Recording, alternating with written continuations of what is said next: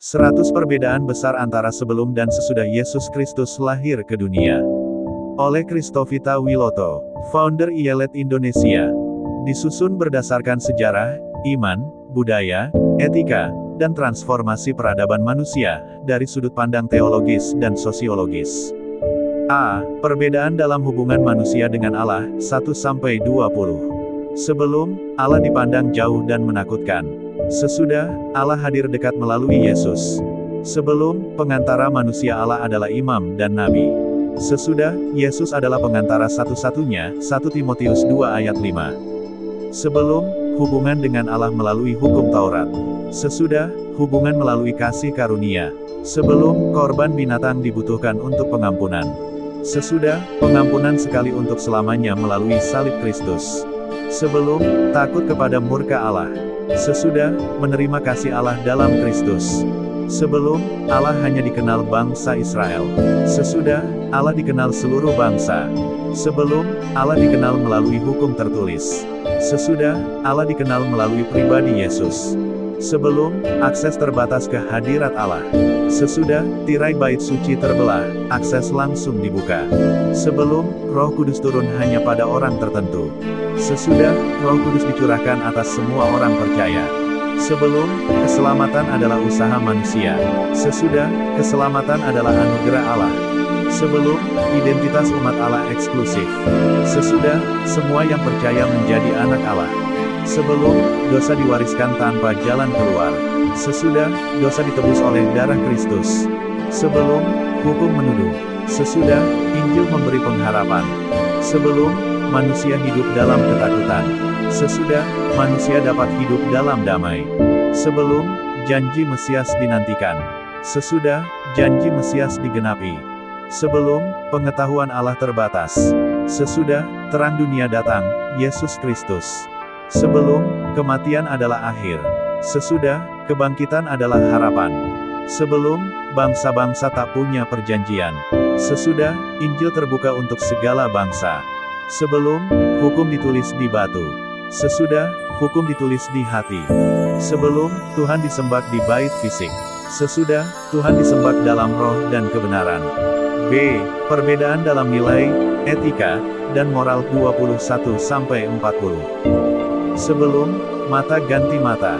Sesudah, kasihilah musuhmu. Sebelum, dosa dibalas dengan hukuman.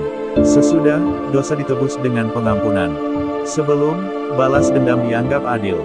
Sesudah, mengampuni tanpa batas. Sebelum, status sosial menentukan nilai. Sesudah, semua setara di hadapan Allah. Sebelum, wanita dianggap lebih rendah. Sesudah, wanita dijunjung dalam pelayanan. Sebelum, budak tidak punya hak. Sesudah, budak dan tuan sederajat di Kristus. Sebelum, identitas ditentukan oleh keturunan. Sesudah, identitas ditentukan oleh iman. Sebelum, kekuasaan adalah puncak. Sesudah, kerendahan hati adalah jalan kemuliaan. Sebelum, anak-anak tidak diperhitungkan. Sesudah, Yesus mengangkat anak-anak sebagai teladan. Sebelum, kekayaan dilihat sebagai berkat utama. Sesudah, Yesus memuji kemiskinan rohani. Sebelum, bangsa asing dianggap najis. Sesudah, semua bangsa adalah ladang misi. Sebelum, menang adalah dengan kekuatan.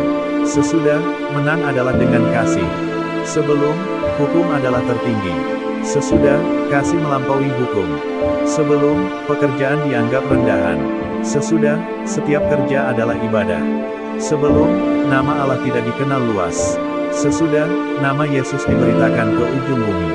Sebelum, hidup adalah perjuangan sendiri. Sesudah, hidup adalah persekutuan dalam tubuh Kristus. Sebelum, orang berdosa dijauhi. Sesudah, orang berdosa dirangkul. Sebelum, ketakutan akan hukuman. Sesudah, pengharapan akan hidup kekal. Sebelum, kebijaksanaan dari manusia. Sesudah, hikmat dari Roh Kudus. Sebelum, kematian adalah akhir.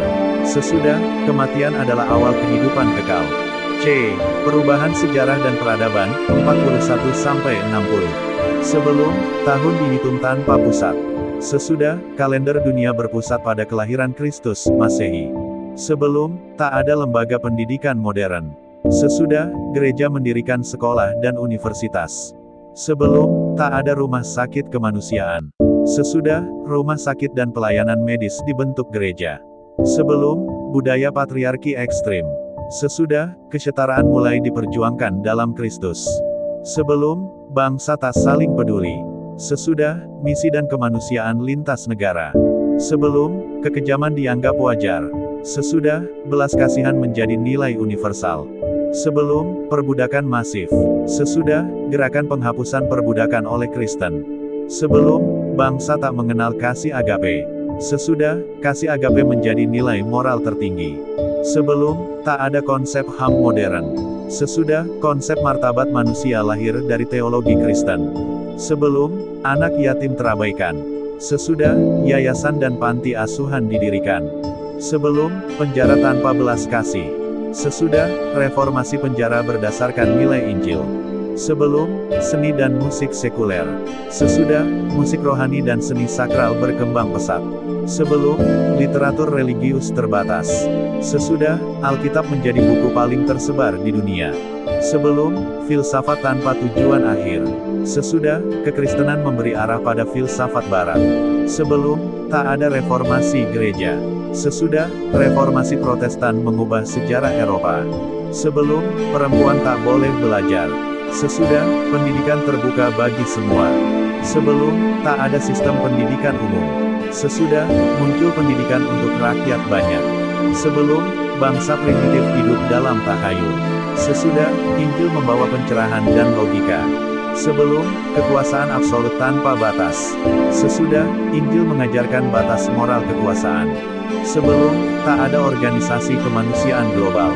Sesudah, lahir PBB, Palang Merah, World Vision, dan lain-lain. D. Perubahan dalam kehidupan orang percaya, 61-80. Sebelum, hidup dalam kutuk dosa. Sesudah, hidup dalam anugerah Kristus. Sebelum, tidak ada Roh Kudus dalam hati. Sesudah, Roh Kudus tinggal di dalam orang percaya. Sebelum, doa bersifat ritual. Sesudah, doa jadi komunikasi pribadi dengan Bapa. Sebelum, takut mati. Sesudah, siap mati dalam Kristus. Sebelum, takut setan. Sesudah, kuasa atas roh jahat dalam nama Yesus. Sebelum, mengandalkan kekuatan sendiri. Sesudah, hidup oleh iman. Sebelum, tidak mengenal pengampunan sejati. Sesudah, diampuni dan bisa mengampuni. Sebelum, hidup tanpa arah. Sesudah, hidup dalam rencana Allah. Sebelum, menyembah dewa-dewa. Sesudah, menyembah satu Allah sejati. Sebelum, kehidupan ditentukan nasib. Sesudah, hidup dipimpin oleh Tuhan. Sebelum, takut akan roh nenek moyang. Sesudah, takut akan Tuhan saja. Sebelum, mencari pertolongan okultisme. Sesudah, mencari pertolongan dalam doa. Sebelum, ikatan budaya kegelapan. Sesudah, hidup baru dalam terang Kristus. Sebelum, hidup tanpa pengharapan. Sesudah, pengharapan kekal. Sebelum, tidak ada damai. Sesudah, damai sejahtera Kristus melimpah. Sebelum, identitas berdasarkan suku, agama. Sesudah, identitas sebagai anak Allah. Sebelum, hidup dikendalikan rasa bersalah. Sesudah, hidup dalam kebebasan Kristus. Sebelum, tak punya dasar kasih sejati. Sesudah, hidup dalam kasih Kristus. Sebelum, tak mengenal nilai pengorbanan. Sesudah, salib menjadi pusat kehidupan. Sebelum, tak mengenal sukacita sejati. Sesudah, sukacita dalam Roh Kudus. Dampak global dalam sejarah dan masa depan, 81-100. Lahirnya peradaban Kristen Barat, munculnya sistem hukum berbasis nilai Kristiani. Kelahiran sistem demokrasi dan hak suara. Pembentukan negara-negara berdasarkan nilai Injil. Lahirnya sistem sosial berbasis cinta kasih. Pelayanan lintas negara melalui misi. Lahirnya banyak organisasi nirlaba global. Revolusi budaya karena nilai pengampunan. Pemurnian seni, sastra, dan musik rohani. Lahirnya teknologi yang dipakai gereja. Pembebasan bangsa tertindas. Perubahan dalam pandangan tentang martabat manusia. Pendidikan dan pengajaran diberi nilai spiritual. Inspirasi bagi tokoh dunia, Gandhi, Luther King Jr. Pengaruh global Alkitab dalam 2000 lebih bahasa. Penjangkauan suku-suku terpencil. Gerakan perdamaian antar bangsa. Penyembuhan secara rohani dan fisik. Nubuat akhir zaman mulai digenapi. Janji kedatangan Yesus kedua kali sebagai Raja segala Raja.